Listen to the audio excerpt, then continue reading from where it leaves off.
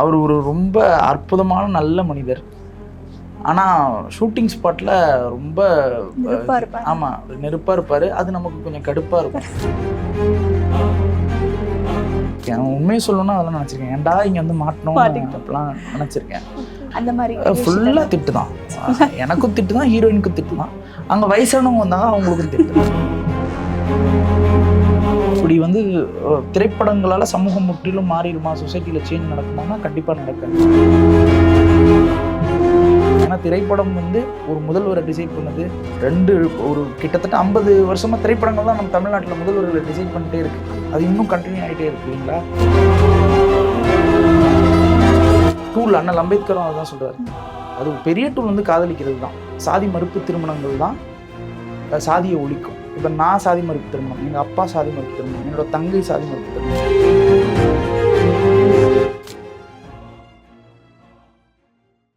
போத்தீஸ் ஸ்வர்ணமகாலின் அக்ஷய திருதியை சிறப்பு விற்பனை. ஐஸ்வர்யம் பொங்கும் எங்கள் பொன்னகைகளை சவரனுக்கு ரூபாய் 1500 தள்ளுபடியில் வாங்கி கொண்டாடுங்கள். போத்தீஸ் ஸ்வர்ணமகால், இது பரிபூர்ணத்தின் அடையாளம்.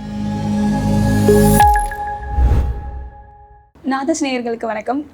காதலுக்கு எதிரி சாதினா சாதிக்கு எதிரி காதல் தான் அப்படின்ற வாசகத்தை ரொம்ப ஆழமாக பதிய வச்ச படம் முந்திரிக்காடு. அந்த படத்தோட கதாநாயகனை தான் நம்ம இன்னைக்கு பார்க்க போகிறோம். வணக்கம் சார். வணக்கம். முந்திரிக்காடு அப்படின்னாலே ஒரு சாதி பேஸ் பண்ணி ஒரு படம் வந்துச்சு சார். நீங்கள் ஃபஸ்ட்டு நீங்கள் ஹீரோவாக ஆறீங்க. ஃபஸ்ட்டு இந்த மாதிரி ப்ராஜெக்ட் எப்படி சைன் பண்ண உங்களுக்கு தோணும்? இல்லை, அந்த கதை வந்து ரொம்ப முக்கியமான கதை.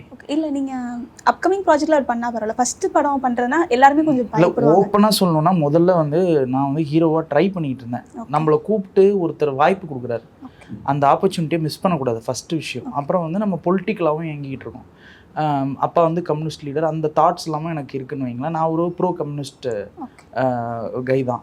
இப்போ வந்து அந்த மாதிரி ஒரு இடத்துல கலைஞர் சார் வந்து கூப்பிட்டு இப்படி ஒரு நாவலை பண்ண போகிறோம் அப்படின்னு சொல்லி என்கிட்ட வந்து பெத்தவன் அப்படிங்கிற ஒரு நாவல், இயக்குனர் பெத்தவன் அப்படிங்கிற நாவல் எழுத்தாளர் இமயம் எழுதினது, அந்த நாவலை என்கிட்ட கொடுத்து படிக்க சொன்னார். அது வந்து ஒரு குறுநாவல். அந்த குறுநாவலில் வந்து ஒரு வரி தான் என்னை பற்றி வரும். இந்த ஹீரோவோட கேரக்டர் ஒரு வரி தான். நான் அப்புறம் ஃபோன் பண்ணி கேட்டேன், என்னென்ன ஒரு வரி தான் வருது, எப்படின்னு. இல்லை தம்பி, அது பெருசாக எழுதுவோம் அப்படின்னு சொன்னார். அது மாதிரியே வந்து அந்த நாவல், அந்த கதை, அப்புறம் கலைஞர் சார், அண்ணன் சீமான், இந்த காம்போவில் பண்ணணும் அப்படின்னு ஒரு ஆசை இருந்தாலும், இன்னொன்று நமக்கு கிடைச்ச ஆப்பர்ச்சுனிட்டி. அது நம்ம பெரிய ப்ரொடியூசர் பையன் கிடையாது, ஆக்டர் பையன் கிடையாது. நான் ஃபஸ்ட் ஜென்ரேஷன் பையன் சினிமாவுக்கு வர்றதில். அப்பா வந்து ஒரு நேர்மையான பொலிட்டீஷியன், பெரிய லெவலில் பணம் பேக்கப்பும் கிடையாது, ஒரு நார்மல் மிடில் கிளாஸ் ஃபேமிலி. அம்மா வந்து ஸ்கூல் டீச்சராக இருந்தாங்க. ஸோ அந்த ஆப்பர்ச்சுனிட்டியை நான் யூஸ் பண்ணிக்கணும்னு நினச்சேன். ஒருவேளை வேறு யாரும் நம்மளை ஹீரோவாக கூப்பிடாமல் போயிட்டா அந்த ஒரு பயம், அதனால் அது பண்ணேன். அதனால் இன்னொன்று, அது பண்ணதில் எனக்கு பெருமை தான், அதில் ஒன்றும் பயம்லாம் கிடையாது, சொல்ல வேண்டிய விஷயம் தானே. அதனால் சாதியை பற்றி நம்ம சொல்லிக்கிட்டே தானே இருக்கோம். சாதி வந்து ஒழியணுங்கிறது தானே எல்லாரோட நோக்கமாகவும் இருக்குது. கிட்டத்தட்ட வந்து ஒரு 300-400 வருடங்களாக இந்தியா முழுக்க அதை தானே பேசிகிட்டு இருக்காங்க. அதனால் வந்து அதில் பண்ணது எனக்கு சந்தோஷம்தான். நான் அதனால் பயப்படல. தொடர்ந்து அந்த மாதிரி படங்கள் வந்து நான் பண்ணுவேன். இந்த மாதிரி படம் தமிழ் சினிமாவில் நிறையா வந்தாலும் ஆணவ கொலைங்கிறது இன்னும் அதிகரிச்சுட்டு தான் இருக்குது. அதை எப்படி நீங்கள் பார்க்குறீங்க? இல்லை, இது வந்து ரொம்ப சமூகம் சார்ந்த அறிவாளிகள் பேச வேண்டிய விஷயம். இது வந்து நான் சின்ன பையன், நான் அதை சொல்லிட முடியாது கருத்து. ஆனால் எனக்கு தோன்றது என்னென்னா, சாதிங்கிறது ஒரு 3000 வருஷமாக கிட்டத்தட்ட வந்து ஒரு பெரிய ரூட்டடாக இந்திய சமூகத்தில் மட்டும்தான் இருக்குது. உலகத்தில் வேறு எங்கேயுமே சாதி கிடையாது. நீங்கள் வந்து இனம் தான் இருக்குது, அப்புறம் மதங்களுக்குள்ளே இருக்கிற பிரிவு தான் இருக்குது. இப்போ நீங்கள் வந்து அவங்க கருப்பு இன மக்கள், வெள்ளை இன மக்கள்னு இருக்கிறாங்க, யூரோப், அதுக்கப்புறம் வந்து அமெரிக்கா, அந்த சைடில். ஆனால் இங்கே மட்டும்தான் சாதின்னு இருக்குது. வேலை சார்ந்து ஒருத்தனை வந்து பிரிவாக பிரித்து பிறப்புலேருந்தே அதை ஸ்டாம்ப் பண்ணுறதுங்கிறது இங்கே தான் இருக்குது. அப்போது இதை சார்ந்த சாதிக்கு எதிரான போராட்டங்கள் வந்து ரொம்ப இளமை. இப்போ தான் வந்து ரொம்ப வயசு கம்மி. அதுக்கான போராட்டங்கள் வந்து ஒரு 100 வருஷமாக தான் இருக்குது. அப்போ ஒருத்தனும் தனித்தனியாக அதை பற்றி யோசித்து இது சாதிங்கிறது ஒன்றுமே இல்லைங்கிறத தான் நம்ம புரிஞ்சுக்கணும். அதுக்கு வந்து பெரிய டூல் அண்ணல் அம்பேத்கரும் அதை தான் சொல்கிறாரு. அது பெரிய டூல் வந்து காதலிக்கிறது தான். சாதி மறுப்பு திருமணங்கள் தான் சாதியை ஒழிக்கும். இப்போ நான் சாதி மறுப்பு திருமணம், எங்கள் அப்பா சாதி மறுப்பு திருமணம், என்னோட தங்கை சாதி மறுப்பு திருமணம், இப்படி வந்து சாதியை ஒழிக்க அது சாதியை மறுத்து திருமணம் செய்ய சாதியை எதிர்ப்பு கிடையாது, சாதியை மறுப்பு. எதிர்ப்புக்கும் மறுப்புக்கும் வித்தியாசம் இருக்கு. கடவுள் மறுப்பு, கடவுள் எதிர்ப்பு கிடையாது. ஆனால் வந்து இப்போ வெளிநாட்டில் வந்து யாராவது நம்மளை வந்து தாக்க வராங்கன்னா அது எதிர்ப்பு, இது வந்து மறுப்பு. ஏன்னா இல்லாத ஒன்றை மறுக்க தான் முடியும். சாதிங்கிறது ஒன்று கிடையாது, அது வந்து ஒரு பொருள் கிடையாது. அதே மாதிரி கடவுளுங்கிறது கிடையாது, அது ஒரு பொருள் கிடையாது, அதை வந்து மறுக்க தான் முடியும். ஸோ சாதி மறுப்பு திருமணங்கள், காதல், அதுதான் வந்து சாதியை ஒழிக்கிறதுக்கான மிகப்பெரிய டூலாகவும் என்னோட சின்ன அறிவுக்கு எட்டின விஷயமாகவும் நான் பார்க்குறேன். அப்படி நீங்கள் இந்த மாதிரி இருக்கும்போது உங்களுக்கு இந்த படம் வந்தது ரொம்பவே உங்களுக்கு சந்தோஷமாக இருந்துச்சுல்ல சார்? ஆமாம்மா, கண்டிப்பாக. ஃபஸ்ட்டு படம் அப்படி ஒரு நல்ல கதையம்சத்தோடு வர்றது வந்து ஒரு ரேரான விஷயம், ரொம்ப சந்தோஷமாக இருந்தது. அன்ஃபார்ச்சுனேட்லி இன்னும் ஓடிடியில் ரிலீஸ் ஆகலை. சின்ன படங்களுக்கான அதே பிரச்சனையோடு தான் ரிலீஸ் ஆச்சு. நிறைய தியேட்டர்ஸ் கிடைக்கல, நிறைய ஸ்க்ரீன்ஸ் கிடைக்கல. ஆனால் பார்த்தவங்க எல்லாருமே ரொம்ப கொண்டாடினாங்க அந்த படத்தை. ஸோ அதனால் வந்து அது மட்டும்தான் ஒரு சின்ன வருத்தம் இருக்குது, நம்ம போய் ரீச் ஆக முடியல அப்படிங்கிறது தான் வருத்தமாக இருக்குது. டைரக்டர் சார் களஞ்சியம் சார், அவரை பற்றி? அவர் வந்து அவர் ஒரு ரொம்ப அற்புதமான நல்ல மனிதர். ஆனால் ஷூட்டிங் ஸ்பாட்டில் ரொம்ப ஆமாம் நெருப்பாக இருப்பார். அது நமக்கு கொஞ்சம் கடுப்பாக இருக்கும். அது நாங்கள் சின்ன பசங்க இல்லையா, எங்களுக்கு சினிமா பற்றி ஒன்றுமே தெரியாது. பட் வந்து படத்தோட அவுட்புட் பார்க்கும்போது ரொம்ப சந்தோஷம். கூத்துப்பற்றையில் நடிச்சுட்டு இங்கே வந்து நடிச்சோடனே உங்களுக்கு எமோஷன் சேம் தான், எமோஷன் சேம் தான். ஆனால் வந்து சினிமா வந்து ரொம்ப பக்கத்தில், கேமரா வந்து ரொம்ப பக்கத்தில் இருக்கும், அது வந்து நம்ம தூரத்தில் இருப்பாங்க. ஸோ நம்ம எல்லாத்தையுமே வந்து கையை காமிச்சு பெரிய உடலில் அப்படி விரிச்சு சொல்லணும். இப்போ கண்ணிலே சும்மா அப்படி காமிச்சாலே போதும், அங்கே இருக்காண்டா அப்படின்னு சொன்னேன், அவன் அங்கே இருக்காண்டா அப்படின்னு சொல்லிட்டா போதும். ஆனால் சினிமாவில் நம்ம காட்டும்போது, இது மேடையில் காட்டும்போது அங்கே பாடுறா ஒருத்தன் அங்கே இருக்காண்டா அப்படின்னு கத்தி. ஸோ அதுதான் டிஃப்ரென்ஸ். உங்களுக்கு ஈஸியாக இருந்துச்சோ? இல்லை, அவர் ட்ரெயின் பண்ணிட்டார் எங்களுக்கு. அவர் வந்து 1 வருஷம் எங்களுக்கு ட்ரெயின் பண்ணார். ஃபஸ்ட்டு போனப்போ ரொம்ப பதட்டமாக இருந்தது, ஃபஸ்ட்டு ஷார்ட் எடுத்தப்போ, ஃபஸ்ட்டு இது பண்ணப்போ ரொம்ப பதட்டமாக இருந்தது. ஆடியோ ரிலீஸ் வந்து வாய்தா வரத்துக்கு முன்னாடியே ஆடியோ ரிலீஸ் முந்திரிக்காடு பண்ணிட்டாங்க. அப்போது 4-5 வருஷம் 2013 கமிட் பண்ணி அதுக்கப்புறம் ட்ரைனிங்லாம் பண்ணி 19 தான் ஆடியோ ரிலீஸ் பண்ணாங்க. அப்போது ஸ்க்ரீனில் பார்த்தப்போ ரொம்ப சந்தோஷமாக இருந்தது, ரொம்ப எமோஷ்னலாக இருந்தது. அதுக்கப்புறம் ரொம்ப லேட் ஆனோன்னா வெக்ஸ் ஆயிடுச்சு, எப்படா வரும் அப்படின்னு ஆயிடுச்சு. சரி, அவர் வந்து ஸ்டேட் அவார்ட் வின்னர் களஞ்சியம் சார். ஆமாம். அவரை பற்றி எப்படி எடுத்தார், எந்த மாதிரி ட்ராவல் பண்ணார் அவங்க கூட? நமக்கு அதுக்கு சிந்திக்கிறதுக்கெலாம் டைமே இருக்காது. 120 நாள் ஷூட்டிங் எடுத்தாங்க. ஓகே. இது வந்து ஆக்சுவலாக ஒரு பெரிய படம், 2 படம் இருக்குது, பார்ட் 2 அவர்கிட்ட இருக்குது. அதுக்கு சிந்திக்கிறதுக்குலாம் நேரமாக இருக்காது. வண்டியில் போட்டு ஏற்றி காலையில் 6 மணிக்கு ஏற்றி சாயங்காலம் இறக்கி ஒரு வரைக்கும் ஒன்றுமே அப்புறம் தான் யோசிச்சு பார்க்க முடியும். பாலா டேரக்டர் லைட் மாதிரி இருந்தாரா? புரியல. பாலா சார் டேரக்டர் லைட் மாதிரி இருந்தாரா சார்? அவர் மாதிரி இருந்தார். இல்லை, பாலா சார்ட்டு நான் ஒர்க் பண்ணதில்லை. இல்லை. இன்னொன்று, பாலா சார் வந்து நீங்கள் மீடியாவில் பார்த்துட்டு அப்படிலாம் சொல்லக்கூடாது. ஒருத்தருக்கும் ஒரு பாயிண்ட் ஆஃப் வியூ இருக்கும். இயக்குனர்களும் உதவி இயக்குனர்களும் ரொம்ப ரொம்ப ரொம்ப பாவம். ஓகே. ரொம்ப கஷ்டம்.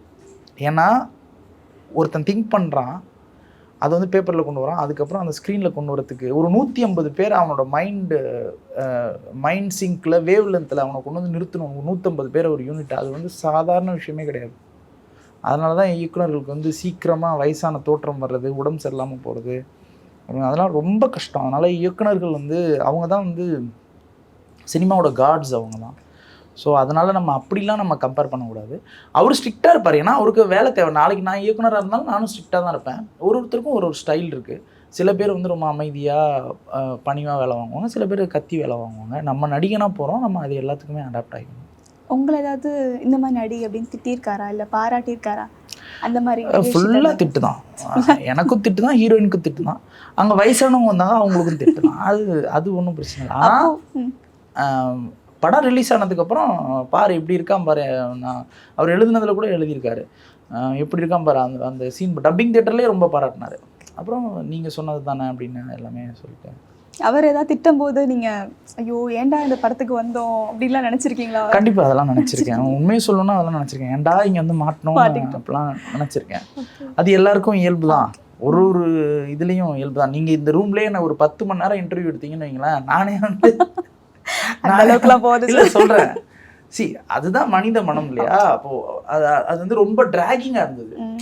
1 வருஷம் ட்ரைனிங்கு, 1 வருஷம் ஷூட்டிங்கு, ஒரு 6 மாசம் டப்பிங்கு, அப்புறம் கொரோனா, அப்புறமா வந்து ஆடியோ ரிலீஸு, அதுக்கப்புறமா அது சொல்லிட்டு ரொம்ப ட்ராக் ஆயிடுச்சு. அதனால வந்து ஏன்டா இங்கே வந்தோன்னா ஃபீல் பண்ணிக்கிறேன். ஆனால் படம் பார்த்ததுக்கப்புறம் படம் பார்த்துட்டு ஏதாவது பெரிய டைரக்டர், பெரிய ஹீரோஸ் யாராவது உங்களை பாராட்டியிருக்காங்களா சார்? இல்லை அப்படி சீமான் அண்ணன் பேசுனாங்க. இந்த படம் ஆக்சுவலாக ரீச் ஆகலை, அதுதான் பிரச்சனை. வெற்றிமாறன் சார் தான் வந்து டீசர் ரிலீஸ் பண்ணார். அப்புறம் அவங்க பாரஞ்சித் அண்ணன் வந்து பார்த்துட்டு அவங்க சொன்னாங்க. படம் ரிலீஸ் ஆனதுக்கப்புறம், ஏன்னா இது வந்து அவங்க வந்து 2019 எல்லாருமே பார்த்துட்டாங்க அந்த படத்தை.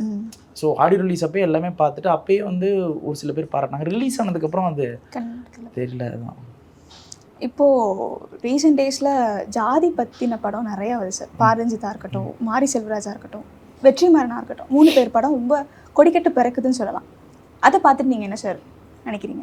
நல்ல விஷயம், கிடைக்குது, நல்ல விஷயம்தான் அது. ஏன்னா இப்படி வந்து திரைப்படங்களால் சமூகம் முற்றிலும் மாறிடுமா, சொசைட்டியில் சேஞ்ச் நடக்குமானா கண்டிப்பாக நடக்காது. ஆனால் ஏதாவது ஒரு பர்சன்டேஜ் மாறுறதுக்கான வாய்ப்புகள் இருக்குது. ஒருவேளை அந்த திரைப்படம் வந்து ஒட்டுமொத்தமாக சமூகத்தை மாற்றுச்சுன்னா ரொம்ப ரொம்ப சந்தோஷம் தான். ஏன்னா திரைப்படம் வந்து ஒரு முதல்வரை டிசைட் பண்ணது ஒரு கிட்டத்தட்ட 50 வருஷமாக திரைப்படங்கள் தான் நம்ம தமிழ்நாட்டில் முதல்வர்களை டிசைட் பண்ணிட்டே இருக்குது. அது இன்னும் கண்டினியூ ஆகிட்டே இருக்குது இல்லைங்களா? அப்போது அந்த திரைப்படம் வந்து சாதியை ஒழிக்கிறதுக்கான ஒரு கருவியாக பயன்படுத்துறதுல எந்த தப்புமே கிடையாது. ஓகே சார், படத்தை பற்றி நிறைய பேசிட்டோம், பாலிட்டிஷியன் பற்றி நிறைய பேசிட்டோம். உங்கள் பர்சனல் லைஃப் பற்றி கொஞ்சம் பேசலாம் சார். நீங்கள் சொன்னீங்க நான் வந்து சாதி எதிர்த்து கல்யாணம் பண்ணிட்டேன். ஸோ என்ன லவ் கம் அரேஞ்சா இல்லை? நான் லவ் பண்ணேன். ஒய்ஃப் வந்து ஸ்ட்ரிக்டாக சொல்லிட்டாங்க. லவ் பண்ணேன்னா என்ன, சும்மா டேட்லாம் பண்ணல. நாங்கள் வந்து ஒரு 10 வருஷத்துக்கு முன்னாடியே திருமணம் பண்ணிக்கிட்டோம். அப்போ வந்து டேட்லாம் பண்ணல. அது இப்போ இருக்கிற கல்ச்சர் அப்போ கிடையாதுல்ல. ஸோ வந்து நான் வந்து இது மாதிரி நான் உங்களை கல்யாணம் பண்ணிக்கணும் விருப்பப்படுறேன்னு சொன்னேன். அவங்க வந்து இல்லை நீங்கள் எங்கள் வீட்டில் வந்து பேசுங்கன்னு சொன்னாங்க. அவங்க வந்து வேறு சாதி. எனக்கு சாதியில் பிலீஃப் இல்லை, பட் ஆனால் சொசைட்டியில் இப்படி இருக்கிறதுனால அதை நான் சொல்லுவேன். அவங்க வேறு சாதி, ஆனால் அவங்க வீட்டில் போய் பேசணுன்னா அவங்க கன்வின்ஸ் ஆகிட்டாங்க. அதுக்கு காரணம் வந்து நல்லக்கண்ணையா எங்கள் கட்சியோட செயலாளராக இருந்தார். அவரை பற்றி அவங்களுக்கு தெரிஞ்சிருக்கு. எங்கள் அப்பாவை பற்றியும் கேட்டிருக்காங்க. எங்கள் அப்பாவோட நேர்மை தான் மறுபடியும் எனக்கு திருமணத்தை நடத்தி வச்சிருக்கு. ஆமாம், ஒரு மகன் இருக்கிறார் 3 வயசில். என் ஒய்ஃப் வந்து வேல்ஸ் யூனிவர்சிட்டியில் ப்ரொஃபஸராக இருக்காங்க. நீங்கள் அவங்க அப்பா கிட்ட போய் இந்த மாதிரி நான் வேற ஒரு ஜாதி பொண்ணை லவ் பண்ணுறேன் அப்படின்னு சொல்லும்போது அவரோட ரியாக்ஷன்? எங்கள் அப்பாவா? எங்கள் அப்பா ஒன்று ஏன்னா எங்கள் அப்பாவே சாதி மறுப்பு திருமணம் பண்ணிட்டாரு. அதெல்லாம் ஒன்றும் சொல்லலை, நடிக்கிறேன்னு சொல்கிறேன். அப்புறம் எப்படி பூவாவுக்கு என்ன பண்ணுவேன்னு கேட்டார். நான் ஒரு சின்னதாக ஒரு கம்பெனி நடத்திக்கிட்டு வரேன், அதுலேருந்து கொஞ்சம் ஏர்ன் பண்ணிப்பேன், பிரச்சனை இல்லை அப்படின்னா. அப்புறம் சரி ஓகேன்னு சொல்லிட்டாங்க. நீங்கள் இந்த நடித்தது இந்த படத்தெல்லாம் பார்த்துட்டு ஒய்ஃப் வந்து எப்படி சார் ரியாக்ட் பண்ணாங்க? ஒய்ஃப் கிட்ட வந்து முதல்ல டிஸ்க்ளைமர் சொல்லிடுவேன். இப்போ வாய்தாலாம் வந்து ரொம்ப இன்டிமேட்டான சீன்ஸ் இருந்தது. அதனால் வந்து இந்த மாதிரிலாம் இருக்குது, இந்த மாதிரிலாம் நடிக்கணும், சிகரெட் பிடிக்கிற மாதிரி. இப்போ வில்லனாக நடிச்சிருக்கோம் ஒரு படத்தில். அந்த படத்தில் வந்து பராரின்னு ஒரு படம் வரப்போகுது. அந்த படத்தில் வந்து சிகரெட் பிடிக்கிறது, தண்ணி அடிக்கிறதுலாம் இருக்குது. இதெல்லாம் சொல்லிடுவேன் அவங்கள்ட்ட, இது மாதிரிலாம் இருக்குது அப்படின்னு சொல்லிட்டு. டிஸ்க்ளைமர் போடுறதுனால நம்ம தப்பிச்சுக்கலாம். ஆமாம். இப்போ அப்கமிங் ப்ராஜெக்ட் பற்றி சொல்லுங்கள். பராரின்னு ஒரு படம் பண்ணியிருக்கேன். அந்த படம் வந்து ஜோக்கர் குக்கு ஜப்பான் இயக்குனர் ராஜமுருகனோட ப்ரொடக்ஷனில் படம் வருது. அவரோட அசிஸ்டன்ட் தான் டைரக்ட் பண்ணியிருக்கிறாரு. அப்புறம் இப்போ ஒரு சீரியல் பண்ணிகிட்ருக்கேன். கொஞ்சம் கேப் விழுவுது. அந்த கேப்பை ஃபில் பண்ணுறதுக்காக இப்போ நேத்திலேருந்து தான் அது ஏர் ஆகிட்டுருக்கு. சன் டிவியில் மதியானம் 1 மணிக்கு புன்னகை பூ. ஏன்னா அதில் வில்லனாக பண்ணிகிட்ருக்கேன். சீரியலுக்கும் மூவிஸ்க்கும் என்ன சார்? சீரியல் ரொம்ப ஈஸியாக இருக்குது. ஆமாம், சீரியல் ரொம்ப ஈஸியாக இருக்குது. அது குறைத்தெல்லாம் மதிப்பிட முடியாது. அதுவும் பெரிய உழைப்பு இருக்குது அதில். இன்னொன்று வந்து சீரியலில் போகிறது வந்து ரொம்ப easy reach to the audience. நான் 2 படத்தில் ஹீரோ நடித்ததை விட சீரியலில் வந்து சீரியல்லேருந்து நிறைய ஆர்டிஸ்ட் வர ஆரம்பிச்சிட்டாங்க. கவின் ப்ரோ வராரு, ரியோ வராரு, சிவகார்த்திகேயன் சாரே வந்து அதுலேருந்து தான் வந்தாங்க. ஸோ டிவியை வந்து இப்போ ஒரு மீடியமாக, சினிமாக்கான மீடியமாக யூஸ் பண்ணிக்கிறதுல அது ஒரு விஷயம். நீங்கள் வில்லனா சார்? நீங்கள் நல்லா பார்க்க சாக்லேட் பாய் மாதிரி இல்லை, நீங்கள் பாருங்கள், ஹீரோவே வரல. சாக்லேட் பாய் மாதிரி இருக்குன்னு கொடுக்க மாட்றாங்களேம்மா. நான் என்ன பண்ணுறது, கூட மாட்றாங்களே. கூப்பிட்டா போய் நடிப்பேன், கூட மாட்றாங்க. பட் அவங்க டிரெக்டர்ஸும் என்னை மோல்ட் பண்ணுறாங்க. ஓகே, இப்போ ராஜதுரை சார் தான் டைரக்ட் பண்ணிகிட்ருக்காரு. ராஜ் பிரபு சார் தான் எனக்கு அந்த ஆப்பர்ச்சுனிட்டியை உருவாக்கி கொடுத்தது. ராஜ் பிரபு சார், அப்புறம் கவிதா பாரதி சார்னு ஒருத்தவங்க. அவங்க எல்லாம் வந்து நான் இப்படி தான் போயிட்டு தான் நின்னேன். ஃபார்மல்ஸ் போட்டுட்டு ஒரு ட்ரிம்டு பியர்டோட தான் போய் நிற்கிறேன் அவங்க முன்னாடி. அவங்க எனக்குள்ளார ஒரு ஏதோ ஒன்று இருக்கிறத பார்த்துட்டு நீ இந்த கேரக்டர் பண்ண அப்படின்னு சொல்லிட்டு அவங்க தான் மீசியை முறுக்கி விட்டுட்டு தாடியை கொஞ்சம் வளர்த்துக்க, வேட்டி சட்டை கட்டு, தாயத்தை போடுன்னு சொல்லிட்டு அவங்க தான் ஏதோ ஒன்று பார்க்குறாங்க. அப்போ ராஜதுரை சார் வந்து அதை பார்த்துட்டு இது பண்ணு அப்படின்னா, இன்றைக்கி 2வது நாள் தான். 2வது நாள்லேயே எனக்கு ஒரு 20-25 ஃபோன் கால்ஸ் வந்துருச்சு. நீ அந்த கேரக்டர் பண்ணுறியா, ஃபோன் பண்ணும்போது முத்துப்பாண்டி அப்படின்னு தான் கூப்பிட்றாங்க. முத்துப்பாண்டி வந்து பிரகாஷ் ராஜ் சார் வந்து கிளியில் பண்ணது. அது வேற இப்போ வைரல் ஆகிடுங்களா. ஸோ வந்து அந்த வைப்பில் வந்து என்னை வந்து கலாய்க்கிறதுக்காக ஃபோன் பண்ணி பேசுகிறாங்க. ஸோ அவங்க தான் டைரக்டர்ஸ் தான் காரணம் அதுக்கு. அதனால் என் கையில் ஒன்றுமே இல்லை. அவங்க கூப்பிட்றாங்க, இப்படி டிசைன் பண்ணலாம் இவனை அப்படின்னு நினைக்கிறாங்க. அந்த டிசைன் ஒர்க் ஆகுது, சில நேரத்தில் ஒர்க் ஆகாமல் போகுது. கான்ட்ரவர்சி ஆகி ட்ரால் ஆகாமல் இருந்தால் சரி. ரொம்ப நன்றிம்மா.